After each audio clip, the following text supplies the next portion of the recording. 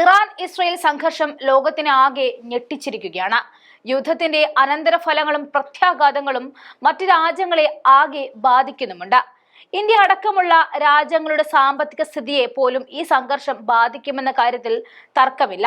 അതുകൊണ്ട് ഇന്ത്യയും മറ്റ് പാശ്ചാത്യ ശക്തികളും ഈ യുദ്ധത്തിനെ വലിയ ആശങ്കയോടെയാണ് നോക്കിക്കാണുന്നത്. 1948 ഇസ്രയേൽ രൂപീകരിക്കപ്പെട്ടതിന് ശേഷം ഇറാൻ ആദ്യകാലങ്ങളിൽ ഇസ്രയേലിനെ അംഗീകരിച്ചിരുന്നുവെങ്കിലും 1979 ഇറാനിയൻ വിപ്ലവത്തോടെയാണ് ഇറാൻ ഇസ്രയേലിനെ ശത്രു രാജ്യമായി കണക്കാക്കി തുടങ്ങിയത്. ഇറാന്റെ ഇസ്ലാമിക് റിപ്പബ്ലിക് ഭരണകൂടം ഇസ്രയേലിന്റെ നിലനിൽപ്പിനെ തന്നെ ചോദ്യം ചെയ്തുകൊണ്ട് രംഗത്ത് വന്നതും ലോകം കണ്ടു. ഹമാസ്, ഹിസബുള്ള, ഹൂതി തുടങ്ങിയ സംഘടനകൾ വേരുറപ്പിച്ചതിന് പിന്നാലെയാണ് സംഘർഷം ശക്തി പ്രാപിച്ചത്. ഇറാന്റെ ആണവ പദ്ധതി ഇസ്രയേൽ തങ്ങളുടെ നിലനിൽപ്പിന് ഭീഷണിയായി കണക്കാക്കുന്നുണ്ട്. ആഗോള സമ്പദ് വ്യവസ്ഥയെ തന്നെ തകിടം മറിക്കാവുന്ന സംഘർഷത്തിൽ ഏതെങ്കിലും ഒരു നീക്കുപോക്കിന് US, UK, ഫ്രാൻസ്, ജർമ്മനി എന്നിവ ഉൾപ്പെടെയുള്ള രാജ്യങ്ങൾ ശ്രമിക്കുന്നുണ്ടെങ്കിലും അവിടെയും വിലങ്ങുതടിയായി നിൽക്കുന്നത് ഇസ്രയേലും ഇറാനും തമ്മിലുള്ള കുടിപ്പക തന്നെയാണ്.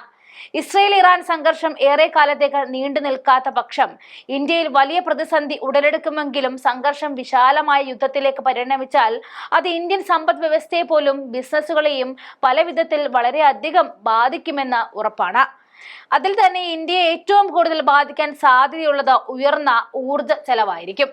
സംഘർഷം ലോകത്തെ ഒരു ഊർജ പ്രതിസന്ധിയിലേക്ക് തള്ളിവിടും എന്ന കാര്യത്തിൽ സംശയമില്ല.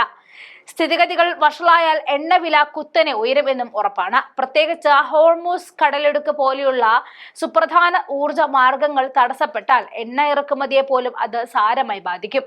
ഇന്ത്യ തങ്ങളുടെ എണ്ണ ആവശ്യത്തിന്റെ 85% ഇറക്കുമതിയിലൂടെയാണ് നേടിയെടുക്കുന്നത്. എണ്ണവിലയിലെ തുടർച്ചയായ വർധനവ് വിശാലമായ പണപ്പെരുപ്പ് സമ്മർദ്ദങ്ങൾക്ക് കാരണമായേക്കാം. എന്നിരുന്നാലും കൃത്യമായ ആഘാതം വിലകൾ ഇത്ര നേരം ഉയർന്നിരിക്കും എന്നതിനെ ആശ്രയിച്ചിരിക്കും. എണ്ണവില വർധനവ് കോർപ്പറേറ്റുകളെയും ബാധിക്കുന്നുണ്ട്. എണ്ണവില വർദ്ധിച്ചാൽ റഷ്യയുടെ ഖജനാവ് നിറയുമെന്ന് പേടിയുള്ള US യുദ്ധം എങ്ങനെയെങ്കിലും അവസാനിപ്പിക്കാൻ നടക്കുകയാണ്. എങ്കിലും സംഘർഷം മയപ്പെടുത്തുവാൻ നിലവിൽ US വലിയ താല്പര്യം കാണിക്കുന്നില്ല. ഇരു രാജ്യങ്ങൾക്കുമിടയിൽ നിന്നും സംഘർഷം വലുതാക്കാനുള്ള നീക്കമാണ് അമേരിക്ക നടത്തുന്നത്. ഇതറിഞ്ഞ് ഇറാൻ ചില പ്രതിരോധങ്ങളും തീർക്കുന്നുണ്ട്. എന്നാൽ ഇസ്രയേലിന് പക്ഷേ അമേരിക്ക പറയുന്നതാണ് അവസാന വാക്ക്. എന്തായാലും സംഘർഷം ഉടൻ തന്നെ അവസാനിക്കുന്ന ലക്ഷണമൊന്നും കാണുന്നില്ല. ഇരു രാജ്യങ്ങളും മിസൈലുകളും ബോംബുകളും പരസ്പരം ചൊരിഞ്ഞ് നിരപരാധികളെയും കൊന്നൊടുക്കുകയാണ്.